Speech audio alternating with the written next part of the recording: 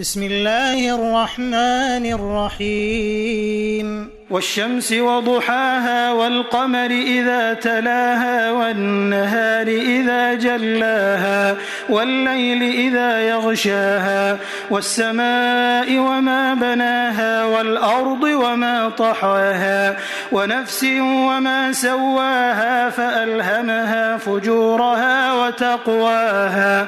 قد أفلح من زكاها وقد خاب من دساها كذبت ثمود بطغواها إذ انبعث أشقاها فقال لهم رسول الله ناقة الله وسقياها فكذبوه فعقروها فدمدم عليهم ربهم بذنبهم فسواها ولا يخاف عقباها.